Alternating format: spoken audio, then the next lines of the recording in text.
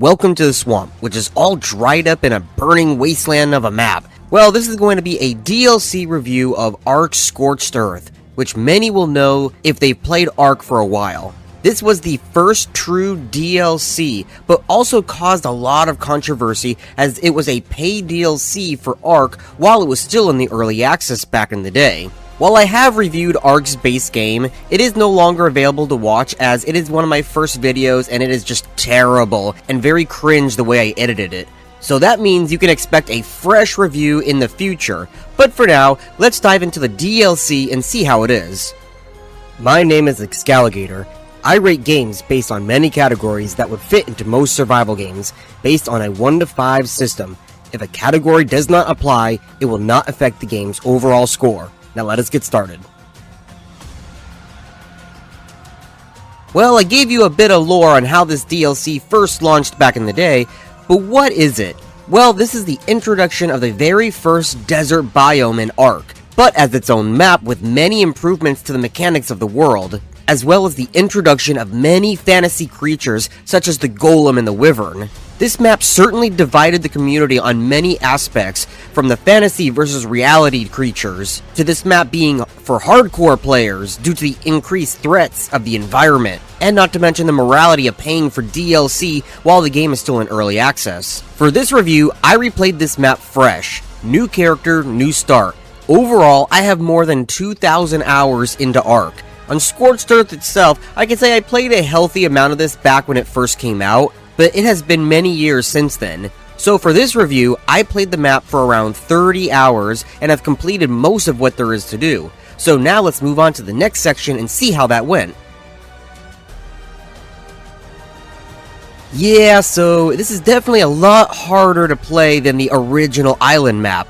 First of all, when you start off on the island, the majority of the dinosaurs will be weak or neutral to the player, with very few strong carnivores that rarely spawn on the beach. On this map, even if you select what is considered to be the easy area, you will be greeted with a ton of medium-sized, aggressive dinosaurs that will gank you upon spawning, from a herd of hell pigs to the hyenas and terror birds. The start of this game is unforgiving, and you can be sure you will die a ton. But besides that, you will do what you normally do. Gather plants, a bunch of trees, basic gear. However, you will notice that there is a lack of water on this map.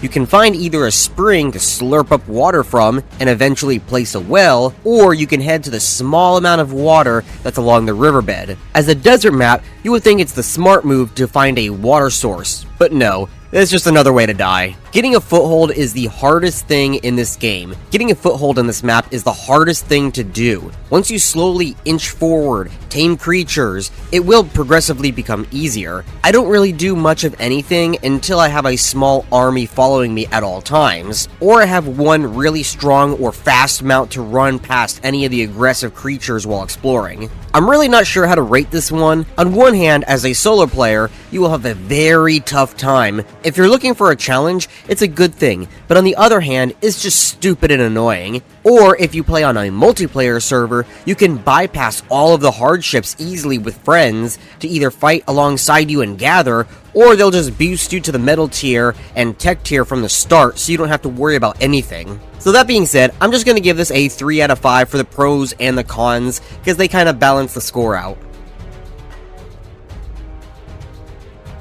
So what does this DLC add to the game as a whole? Well, not much. This map contains a ton of unique features that will only be found on this map, which is a reason to buy the DLC if you want to experience it. But that really isn't much. The only thing that is unique about this map are the weather effects, and one unique creature that can only be found on this map. From what I've seen on other maps, out of all the various weather effects, only one of them I've seen on other maps. And out of all of the creatures that have been introduced on this map, many have been added to other maps that have desert biomes, such as the Ragnarok map. But you also have others, including wyverns, which are on most of the other introduced maps as well. Now, back to the weather effects. There are many of them that are completely unique to this map, such as the sandstorm and electrical storm, which will knock out all of your power. You also have heat waves, which is a death sentence for players in the midday. One thing that I've seen passed onto the other maps though is the overheated debuff. As your character is hot constantly,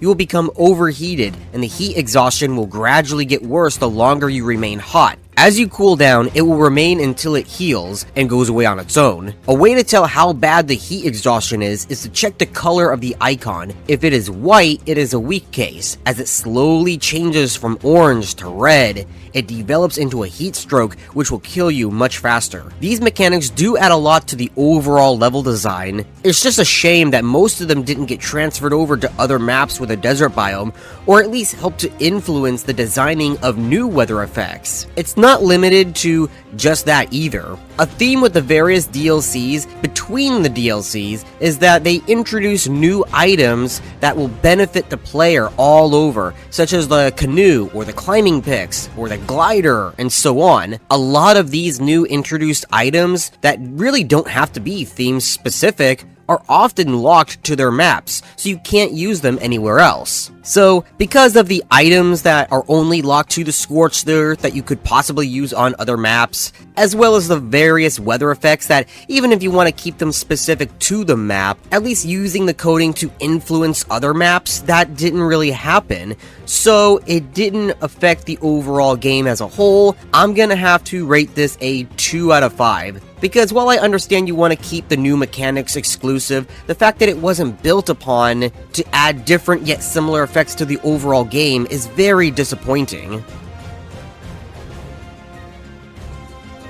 There are both good and bad things about this map. I'm gonna start with the bad because it's obvious. It's all desert, all orange and dusty. Now you can get different types of scenery within this locale, which you see here, from badlands to ravines, dried up rivers, some small meadow areas, and very few oases, and of course the sand dunes which border the land. Just as all of the other maps, larger landmarks and some other hidden areas are all locations where you might find special things or dungeons. The dungeons themselves aren't too difficult, really just a lot of darkness and a lot of falling to your death if you step in the wrong direction, but I was able to rush in and out with a quick mount, grab the artifact within. I do like finding the various areas that look like they used to be something, because you never know what will be within. Now, something new to this map that was added later after the release are the Explorer's Notes. There are all different types, from recipes to creature dossiers, even handwritten notes from the characters of the lore. And what's even more new is that now there are notes from the characters that are all voice acted by them, so you can hear them as they write down their thoughts, which is neat and a perfect way to help people learn the lore, at least more than it was before. It still needs work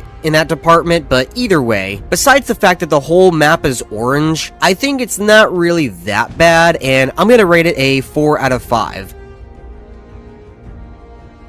In terms of the survival of this map, it is much harder than the original map. So I quantified this from a solo perspective, because multiplayer will affect this both positively and negatively in your progression. I had the settings of my solo server to most of these server stats being default, with the exception of the experience gain and the gather rate, which I increased to ×3. The reason for that is because this game is naturally tuned for multiple players to contribute, so having the gather set to ×1 meant I would have to do the grinding of 3 players to get anything. So by increasing it to ×3, it allowed me to still grind for my items, but not nearly as much. I feel it is a good balance, because if I had set it to ×5, I would just get way overwhelmed with the supplies needed, and I wouldn't be grinding at all. So with that being said, now that I gave you an idea of how I played this server, and I set a baseline for how I quantify the difficulty, again, this map can still be a lot harder or easier given server stats and multiplayer aspects. Even then, this DLC is more difficult, most of which I already explained in the previous sections, so I'll be quick. You have the fact that spawning in an easy area doesn't mean jack shit, as you have harder level aggressive dinosaurs that spawn all over, including the player's spawning points. You have a lack of water, and the few water sources in the game have a ton of dangerous dinos that are patrolling. You have the unforgivable weather system, which will absolutely kill you until you find a way to negate the effects, with either clothing or technology. As such, I'm going to give this section a 5 out of 5 for the sheer harshness at the baseline that I set.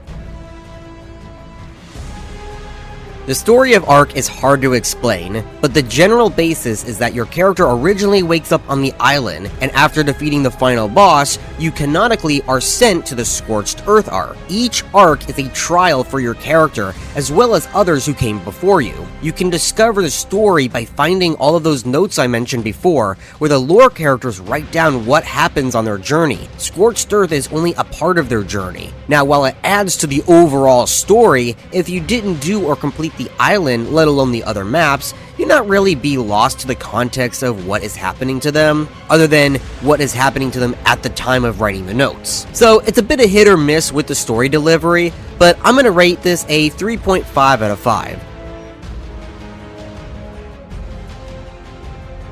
Lag and bugs? Yes and yes. Ark is infamously known as a bug-filled mess. I've had it where certain maps just corrupt and become unplayable for several patches until whatever is broken in the code is just eventually fixed. And that's on the worst end of it. This map itself, I've not seen any specific bugs that are only found on this DLC, but it does have a lot of the same general issues that you find all over the game. From dinosaurs getting stuck to terrible AI pathing, and of course lagging while playing online. You also have to worry about if your computer can handle the game, and with mods, it adds a lot more memory and data usage. I think I hovered around 40 to 50 frames most of the time, but I did drop below often. Now, besides the fact that the map breaks every so often and becomes literally unplayable, the bugs themselves I find in the game don't really hinder my gameplay. Yeah, you can get a big dinosaur stuck in your base, walking around without a care, but you can fix it various ways that don't really halt my progression. So I'm just gonna give this section a 3 out of 5. My overall score for the Ark DLC Scorched Earth is going to be 3.4 out of 5. My same response as to the SIPTA video for those who asked me the question, is it worth playing? I will say again, only really if you want to. There is not a lot of this map that is worth playing alone, as maps like Ragnarok have all of the same creatures and biomes added, with the exception only being the weather system. So I would stick to the free DLC if you can, use modded maps and such, but if you wanted that hardcore desert-themed adventure, go right ahead and try it out. Anyway, that is the end of this video. So this was just the DLC of it. My original baseline Ark game review, it, like I said, was pretty bad, so I have deleted it off of my channel, and I plan on making a full-on new review. I'll probably wait until the upgraded version of Ark on the Unreal Engine 5 comes out for that, and eventually I will move on to Aberration and all of the other DLCs that this game has to offer. If you enjoyed my video, please like and subscribe as I do reviews on all different types of survival, sandbox, RPG games. And with that being said, I'll see you later.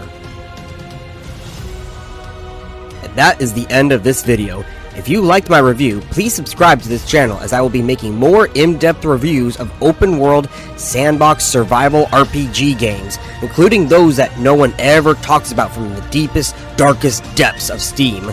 Some games that even look like the muck at the bottom of my pond. If you have any suggestions for what game to do next, please comment below and like this video.